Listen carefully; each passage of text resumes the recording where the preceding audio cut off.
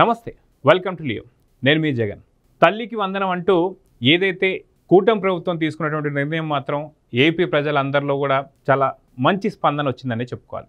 అయితే 2019 నుంచి 24 దాకా చేసినటువంటి ఒక వైసీపీ ఎవరైతే ఉన్నారో గతంలో 2019లో ఏదైతే జనాల ముందుకి ఎన్నికల ముందు వెళ్ళినటువంటి ఒక సందర్భంలో జగన్ గారు కావచ్చు, అదేవిధంగా జగన్ గారి సతీమణి అయినటువంటి భారతి గారు కావచ్చు, ప్రజలందరికీ కూడా వెళ్ళి ఎవరైతే పిల్లలు ఉన్నారో వారందరికీ కూడా ప్రతి తల్లికి కూడా ఎంతమంది పిల్లలు ఉంటే అంతమందికి 15,000 వేస్తున్నామని చెప్పేసి ఒక మాట అయితే మాట్లాడారు. అయితే దీనికి సంబంధించి ప్రజలందరూ కూడా నమ్మి, అంటే గతంలోనే ఎన్నో రకాలైనటువంటి వాగ్దానాలు చేసినటువంటి ఒక 2019కి ముందు వైసీపీ ఎవరైతే ఉన్నారో వారందరి మాటలు కూడా నమ్మడం జరిగింది. అది కాకుండా వైఎస్ వివేకానంద రెడ్డి గారి యొక్క చనిపోయిన తర్వాత ఇది నారాసుర రక్త చరిత్ర అంటే కూడా నమ్మించారు ఆ టైంలో. అదేవిధంగా చూసుకుంటే కోడికత్తి డ్రామా కావచ్చు, మిగతా వాటన్నిటిలో కూడా అన్నిటికన్నా మించి కూడా అని చెప్పుకోవచ్చు. ప్రతి తల్లి కూడా ఎందుకు నమ్మింది అంటే జగన్మోహన్ రెడ్డి గారి మాట నమ్మినా నమ్మకపోయినా భారతిరెడ్డి గారి మాట ఖచ్చితంగా నమ్ముతారు. ఎందుకంటే ఖచ్చితంగా పార్టీకి ముఖ్య నేత కూడా ఆవిడే కాబట్టి, అయితే పార్టీలో ఒక సభ్యురాలు కాకపోయినా సరే డెసిషన్ మేకింగ్ మొత్తం అంతా కూడా భారతిరెడ్డి గారే అంటూ, కాబట్టి అక్కడ ఆవిడ చెప్పినటువంటి మాటలు నమ్మి ఆవిడ చాలా స్పష్టంగా చెప్పినటువంటి ఒక మాటలు ఉన్నాయి. అయితే ఏపీలో ఉండేటువంటి ఒక ప్రతి మహిళ కూడా ఈ మాటనైతే నమ్మింది. అయితే నమ్మి ప్రతి ఒక్క పిల్లవాడికి 15,000 రూపాయలు వేస్తారు కాబట్టి ఆర్థికంగా ఇబ్బందుల్లో ఉండేటువంటి మహిళలందరికీ కూడా ఇది కొంత ఊరట. కాబట్టి ఈ మాటలు నమ్మి వైసీపీ పార్టీకి అప్పట్లో ఖచ్చితంగా ఇది కూడా ఒక పెద్ద ఎత్తున వీళ్ళకి ఒక ఓటు శాతం తీసుకొచ్చింది అంటే అది ఖచ్చితంగా అప్పుడు వాళ్ళు చేసినటువంటి ఒక వాగ్దానాలే.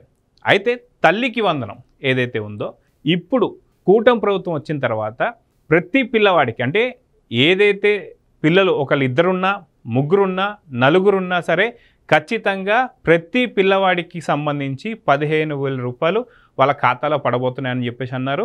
13,000 రూపాయలు ఖచ్చితంగా వాళ్ళ ఖాతాలో పడితే ఒక 2,000 రూపీస్ స్కూల్ మెయింటెనెన్స్ సంబంధించి పడతాయని చెప్పేసి అన్నారు. చాలా స్పష్టంగా జరిగింది. ఇప్పటికే చాలామందికి పడినట్టుగా చాలా ధన్యవాదాలు చెప్తూ, కృతజ్ఞతలు చెప్తూ ఇప్పటికే చాలామంది సోషల్ మీడియాలో వాళ్ళకి పడినటువంటి ఒక అమౌంట్ సంబంధించినటువంటి ఒక డీటెయిల్స్ కూడా పెడుతున్నారు. అది కొన్ని చూపించండి.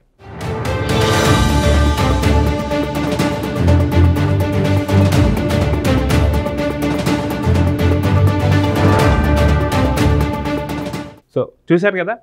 సో ఎక్కడ కూడా ఎవరికి కూడా ఇబ్బంది లేకుండా దాదాపు తొలి రోజే 10,000 కోట్లు ఏదైతే ట్రాన్స్ఫర్ అయినటువంటి ఇదొక రికార్డు కింద చెప్పుకోవాలి. అయితే 10,000 కోట్ల పైచిలుకు అమౌంట్ పూర్తిగా తల్లుల ఖాతాలోకి వెళ్ళిపోయాయి. దానికి సంబంధించిన డీటెయిల్స్ కూడా నేను ఇచ్చాను. అయితే ఇంత గొప్పగా జరుగుతున్నటువంటి సందర్భంలో ఎక్కడ ఏ ప్రజలు కూడా ఎటువంటి విషయంలో కూడా బయటికి రాకుండా, ఎటువంటి ఇబ్బందులు లేకుండా చాలా ప్రశాంతంగా స్వేచ్ఛావాయులు పీల్చుకున్నాం. 2019 నుంచి 24 దాకా మాట్లాడితే కేసులు, ఏదైనా అడిగితే కేసులు, లేదా దౌర్జన్యాలు, అక్రమాలు, అవినీతి జరిగాయి. కానీ ఇప్పుడు చాలా స్వేచ్ఛావాయులు పీల్చుకుంటూ అసలు మాకు ఇలాంటివి ఇవ్వకపోయినా సరే మేమైతే మా యొక్క ఆస్తులు కావచ్చు, అంటే ల్యాండ్ టైటిలింగ్ యాక్ట్ ద్వారా ఏదైతే మా యొక్క భూములు కొట్టేయడం కావచ్చు, ఇవన్నీ కూడా పోయి మేము చాలా ప్రశాంతంగా ఉన్నాం అనుకుంటున్న సందర్భంలో ఏదైతే కూటమి ప్రభుత్వం తీసుకొని సూపర్ 6 ఏవైతే ఉన్నాయో సూపర్ 6 అన్నిటికీ సంబంధించి ఒక డేట్లు అయితే ప్రకటించేసింది. ఈ నెల 20వ తారీఖున ఏదైతే రైతులకు సంబంధించి కూడా అన్నదాత సుఖీభావ కావచ్చు, అదే విధంగా చూసుకుంటే ఆగస్టు 15వ తారీఖున మహిళలకు ఫ్రీ బస్సు కావచ్చు, ఇలా అన్నీ కూడా వచ్చేసాయి.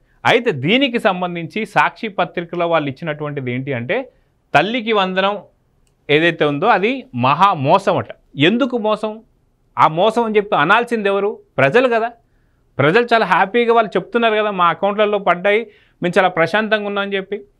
అదే పెన్షన్కి సంబంధించి 2019 24 దాకా ఖచ్చితంగా 1,000 రూపాయలు పెంచుతున్నానని చెప్పేసి అన్నటువంటి ఒక వైఎస్ జగన్ ఎవరైతే ఉన్నారో ముక్కి 250, 250, 250, 250 లాగా 4 సంవత్సరాలు వేసుకొని, అదిగాక మొదటి సంవత్సరం వదిలిపెట్టి లాస్ట్ సంవత్సరం కూడా వదిలిపెట్టేసి లాస్ట్కి నువ్వు వేసింది ఎన్ని?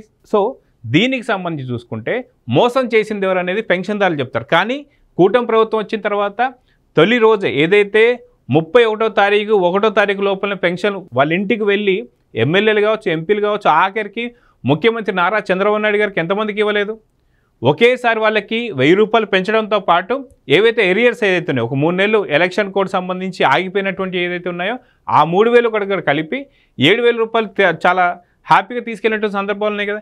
ఏ ఒక్క అవ్వాతాతలు బయటకు వచ్చేసి మాకు అన్యాయం జరిగిందని చెప్పి అంటం లేదే. కానీ ఖచ్చితంగా అప్పుడు కూడా ఏదైతే సేమ్ ఇలాంటి రాతలే పెన్షన్ ఇచ్చినటువంటి రోజు కూడా మనం చూసాం. మాకు రాలేదని అదని ఇదని, కానీ ఎవరు కూడా బయటకు వచ్చి మీడియా ముందుకు వచ్చినటువంటి చెప్పిన సందర్భాలు లేవు. అయితే ఇప్పుడు మళ్ళీ విష ప్రచారం చేస్తున్నారు తల్లికి వందనం పైన. ఈ కార్టూన్ చూస్తే ఏదైతే తల్లికి వందనం స్కూల్కి వెళ్ళే ప్రతి విద్యార్థికి ఏడాదికి దాదాపు 15,000 అనేది రాశారు. ఇది మన తల్లికి వందనం సంబంధించి పోస్టర్. అయితే దీనికి వెన్నుపోటు పొడుస్తున్నాడు. పిల్లలకి సంబంధించి సూపర్ 6 అనే దానిపైన ఇక కుట్రలు చేస్తున్నాడు అన్నట్టు కార్టూన్ ఇచ్చారు. అయితే ఇక్కడ కూడా చూసుకుంటే వ్యక్తిగత హననం, బాడీ షేమింగ్ గురించి చూస్తే బాబు గారికి సంబంధించిన బాడీ షేమింగ్ కూడా చేస్తున్నారు. ఇది మళ్ళీ తర్వాత మాట్లాడదాం. సో ఇలాంటి విష ప్రచారాలు చేసేటువంటి ఒక సాక్షి పత్రిక కావచ్చు, వాళ్ళకి సంబంధించి యాజమాన్యం కావచ్చు, క్షమాపణ చెప్పాలా లేదా అనేది కామెంట్ రూపంలో తెలియజేయండి. అయితే ఇక్కడ మనం చూసుకుంటే ఇచ్చేది 13,000, ఏకంగా 30 లక్షల మందికి పైగా ఎగనామన్నమాట. మీరు ఎంత ఇచ్చారండి? మీరు ఇచ్చింది 13,000గా, కానీ స్కూల్కి ఇచ్చేటువంటి 2,000 ఎక్కడ పోయాయండి? ఎవరి ఖాతాలలోకి వెళ్ళాయి? వీటన్నిటి ఇప్పుడు డీటెయిల్స్ అయితే తీస్తున్నారుగా. కానీ ఖచ్చితంగా ఏదైతే అప్పుడు జరిగిందో మీరు అంటే తల్లికి ఒక పిల్లవాడికి మాత్రం మీరు ఇచ్చారు, కానీ తల్లికి ఎంతమంది ఉన్నా సరే అంతమందికి సంబంధించిన 13,000కు మాత్రం ఇప్పుడు పడబోతున్నాయి సంగతి తెలిసిందే. పడుతున్నాయి, దానికి సంబంధించిన స్క్రీన్ షాట్స్ కూడా చూపిస్తున్నారు. ఇది తీసి పక్కన పెడితే యుడిఎస్ గణాంకాల ప్రకారం రాష్ట్రంలో విద్యార్థులు దాదాపు 87,41,885 మంది అట. అయితే ఇప్పుడు మీరు ఇస్తున్నామంటున్నది 54,94,703 మందికే. ఎవరు చెప్పారు మీకు? ఆ తల్లులు వచ్చి చెప్పారా మీకు మాకు ఇంతమంది వస్తారని చెప్పి? ఈ 54,94,703 మంది తల్లులు వచ్చి మీకు చెప్పారా? ఇక్కడ చాలా క్లియర్గా 67 లక్షల పైచిలుకు విద్యార్థులకి ఇప్పుడు జమ కాబోతుంది ఖాతాల్లోకి అని చెప్పి చెబుతుంటే మీరు ఎలా 54,94,703 మందికే పడుతుందని చెప్పి ఏ ఆధారాలతో చెప్పారనేది ఇప్పుడు అడుగుతున్నారు ఏపీ ప్రజలు. అయితే దీనికి సంబంధించి ఇంకా విషయం కక్కుతూ 1,00,000 ఆంక్షలతో పిల్లల సంఖ్య ఇంకా తగ్గించే కుట్ర.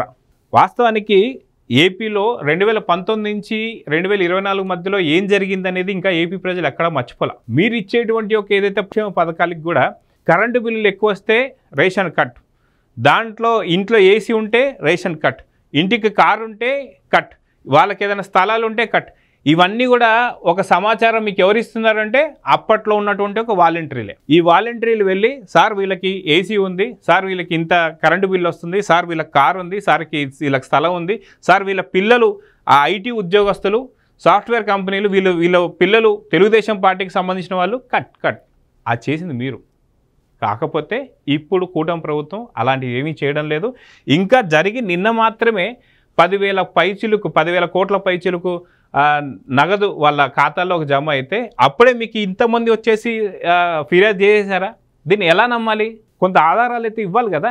అయితే జూలై 5న తల్లుల ఖాతాల్లోకి జమ చేస్తామంటున్నది ఇందుకే. ఎవరు చెప్పారండి? జూలై 5వ తారీఖునే డబ్బులు పడతాయంటే నిన్న మరి 10,000 కోట్ల పైచిలుకు నగదు అయితే జమ అయింది కదా. మరి అది ఎలా చూడాలి? జూలై 5వ తారీఖు కదా మీరు అన్నట్టుగా చేయాల్సింది. మరి జూలై 5వ తారీఖు కాదుగా, నిన్ననే పడిపోయింది. ఏదైతే జూన్ 12వ తారీఖునే పడినటువంటి ఒక ఖాతాల్లో డబ్బులు వస్తున్నటువంటి ఒక మన దృశ్యాలు చూస్తున్నాం. ఆ తల్లులు చెప్తున్నటువంటి ఒక విషయాలు వింటున్నాం.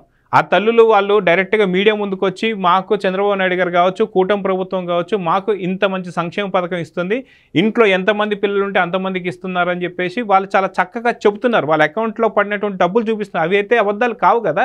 కానీ జూలై 5వ తారీఖున పడతాయి, అందుకే అంటే జూలై 5వ తారీఖు దాకా డబ్బులు పడవని చెప్పేసి మీరు ప్రజల్లో ఒక కుట్రని, ఒక రకమైనటువంటి ఒక విద్వేషాన్ని రెచ్చగొట్టాలని చూస్తున్నారు. కానీ మిమ్మల్ని ఎవరు నమ్మరు కాబట్టి 11 సీట్లకు పరిమితం చేశారని చెప్పి ఏపీ ప్రజలు అంటున్నారు. అదేవిధంగా చూసుకుంటే ఇంట్లో ఎవరైనా ఫీజు రియంబర్స్మెంట్ పొందితే వందనం ఇవ్వరట. ఎవరు చెప్పారు? రియంబర్స్మెంట్కి సంబంధించి కానీ ఈ 67 లక్షలకు సంబంధించినటువంటి విద్యార్థులు ఎవరైతే ఉన్నారో వాళ్ళందరికి సంబంధించి ఒక నిబంధనలు కానీ నియమాలు కానీ బయట పెడితే అది చూయించేసి అవును ఇదిగో చూడండి మీరు తల్లికి వందనకు సంబంధించి నియమ నిబంధనలలో ఖచ్చితంగా ఈ మాట అన్నారు కాబట్టి మేము ఇది మాట్లాడుతున్నాం. ఎక్కడ ఆధారాలు ఎక్కడ అంటున్నా? ఆధారాలు లేకుండా మాట్లాడకూడదు కదా. ఫీజు రియంబర్స్మెంట్కే అతిగతి లేదు, దాని పేరుతో ఇంకొక పథకం కోత. అసలు ఫీజు రియంబర్స్మెంట్కి సంబంధించి ఉంటుందా లేదా అనేది ఖచ్చితంగా మీరు పెట్టినటువంటి ఒక బకాయిలు ఏదైతే ఉన్నాయో దాదాపు 4,000 కోట్ల పైచిలుకు, కోడిగుడ్లకు కావచ్చు, చిక్కీలకు కావచ్చు, వాళ్ళకి తినేటువంటి ఫుడ్కి కావచ్చు, ఈ స్కూల్కి సంబంధించిన ఫీజులు ఇందాక అన్నారు కదా, ఏదైతే 13,000 మాత్రమే ఖాతాల్లోకి వెళ్ళి 13,000 ఖాతాలోకి వెళ్ళి 2,000 స్కూల్కి జమ కావాల్సిన డబ్బులు ఎక్కడ పోయాయి? దాదాపు 4,000 కోట్ల పైచిలుకు మీరు బకాయిలు పెడితే వాళ్ళతో మాట్లాడి ఫస్ట్ సంబంధించి విడతలోనే దాదాపు 1,700 కోట్లు వాళ్ళు దాన్ని జమ చేసిన తర్వాత ఇప్పటికీ కూడా మీరు విష ప్రచారం చేయడం. సో రియంబర్స్మెంట్ ఏదైతే ఉంటుందో అది మీరు బకాయిలు పెట్టింది కూడా కూటమి ప్రభుత్వం తీర్చి మళ్ళీ ఇప్పుడు కూడా వాళ్ళతో మాట్లాడి చర్చలు చేసి ఖచ్చితంగా, కానీ రియంబర్స్మెంట్ ఉంటే వీళ్ళకి ఇవ్వరంట అనేది ఎలా చెప్తున్నారు? ఎలా ఒక నియమ నిబంధనలు కానీ తల్లికి వందనం ఇస్తే దాన్ని చూపించి మీరు చెప్పండి ఆధారాలతో సహా. అదేవిధంగా చూసుకుంటే విద్యుత్ బిల్లు 300 యూనిట్లు దాటితే పథకం కట్. అది వైఎస్ఆర్సీపీ లాగా గతంలో మీరు ఏదైతే చేశారో ఇంత కరెంటు బిల్లు వస్తే ఇంత కట్, కానీ కరెంటు బిల్లులు కూడా మీకే మీరు కావాలని చెప్పి ఈ యొక్క పథకాలు కట్ చేస్తానికి మీరే పెంచినటువంటి సందర్భాలు కూడా చాలామంది చూశారు. ఆఖరికి ఒక్క బల్బు ఉన్నటువంటి ఒక ఇంట్లో కొన్ని లక్షల బిల్లు వచ్చి కొన్ని లక్షల 3 లక్షలు 4 లక్షల బిల్లు వచ్చినటువంటి సందర్భాలు కూడా మేము చూసాం. అవంతా కూడా గతంలో ఉన్నాయి, ఇప్పటికీ ఎవరు మర్చిపోలేదు ఇంకా. అదేవిధంగా చూసుకుంటే కేంద్ర రాష్ట్ర ప్రభుత్వాల స్కాలర్షిప్ పొందుతున్న వారికి అనర్హులే. అయితే కేంద్రం నుంచి కానీ రాష్ట్రం నుంచి కానీ వచ్చేటువంటి ఒక ఏవైతే స్కాలర్షిప్స్ ఉంటాయో వాళ్ళకు కూడా అనర్హులే అని చెప్పి ఎలా చెప్తున్నారు? వీటి అన్నిటి సంబంధించి ఆధారాలు కావాలి కదా, ఎందుకంటే ఖచ్చితంగా మిమ్మల్ని నమ్మాలి అంటే గతంలో మీరు ఎన్నో అబద్ధాలు ఆడారు కాబట్టి ఇప్పుడు ఆధారాలు చూపిస్తే కానీ నమ్మేటువంటి పరిస్థితిలో లేరు. మిమ్మల్ని నమ్మకుండానే ఇప్పుడు మీకు గతి పట్టిందని చెప్పేసి ఏపీ ప్రజలు అడుగుతున్నారు. అదేవిధంగా చూసుకుంటే కుటుంబానికి బియ్యం కార్డు లేకుంటే పథకం రద్దు. అవన్నీ ఎక్కడి నుంచి చెప్తున్నారు? ఆధారాలు కావాలి అంటున్నారు ఏపీ ప్రజలు. అదేవిధంగా చూసుకుంటే నెలవారీ ఆదాయం రూపాయలు అంటే 10,000 నుంచి 12,000కు మించితే పథకం ఇవ్వరట, ఆధారాలు కావాలి. అదేవిధంగా చూసుకుంటే 1000 చదరపు అడుగులు స్థలం ఉన్న కారు ఉన్నా వర్తించదు. ఇవన్నీ గతంలో వైసీపీ హయాంలో ఉన్నప్పుడు ఏదైతే పథకాలు కట్ చేయాలనుకున్నప్పుడు చేస్తున్నటువంటి ఒక పని ఇది. కానీ వీళ్ళ మనసులో ఉన్నటువంటిది వీళ్ళ ఆలోచనలో ఇప్పుడు ఇంతమందికి అంటే దాదాపు ఏదైతే గతంలో వైసీపీ హయాంలో ఉన్నప్పుడు ఇచ్చినటువంటి విద్యార్థులు ఏవైతుంటే వాళ్ళకి మించి అంటే దాదాపు 24% విద్యార్థులకి ఇప్పుడు ఇస్తున్నారని చెప్పి 67 లక్షల పైచిలుకు విద్యార్థులకు ఇస్తున్నారని చెప్పి మొదటి రోజే 10,000 కోట్ల పైచిలుకు